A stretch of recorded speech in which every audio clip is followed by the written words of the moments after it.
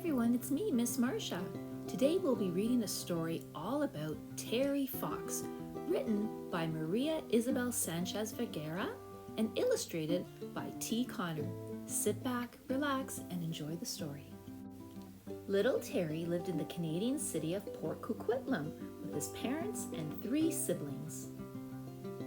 He was a determined boy who loved all kinds of sports and would never miss a day of school, not even when he was sick.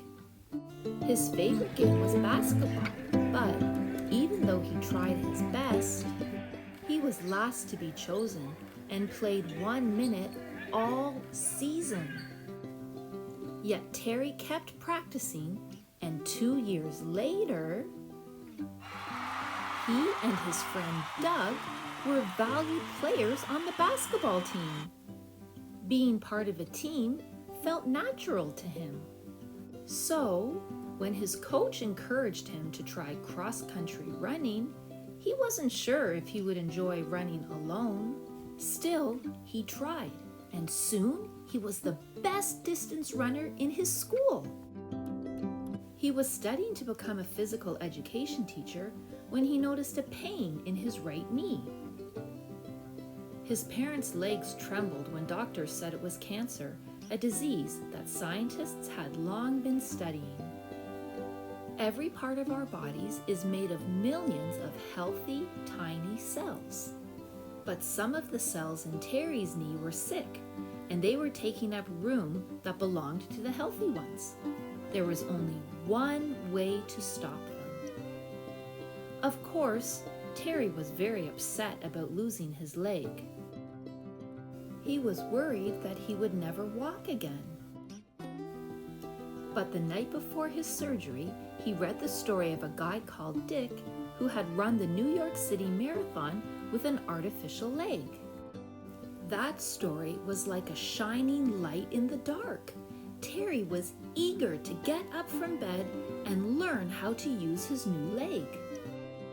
In just 3 weeks, he was back walking, and a few months later, he and his friend Doug completed a 17-mile-long race. Terry decided to run across Canada from coast to coast, raising money for cancer research.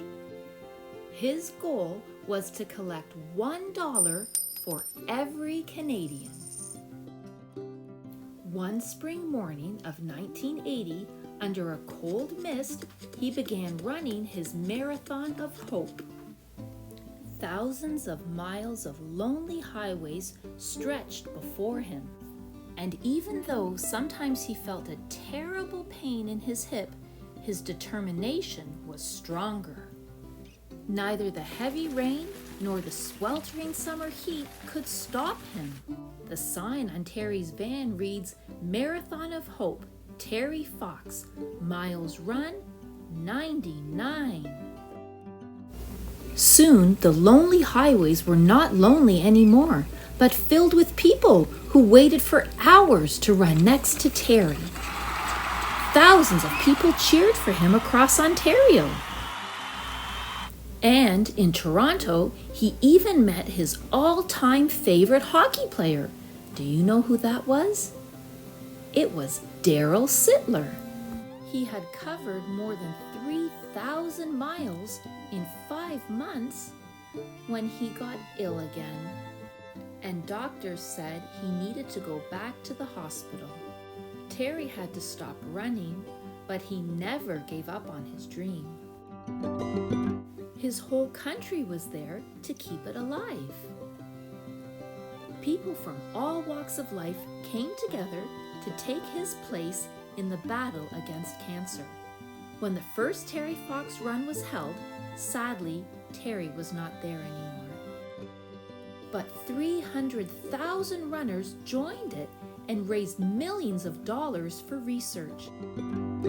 Since then, every September, runners from almost 30 countries around the world put on their racing shoes and run for little Terry, the bold boy who believed that dreams can be made possible if we all try.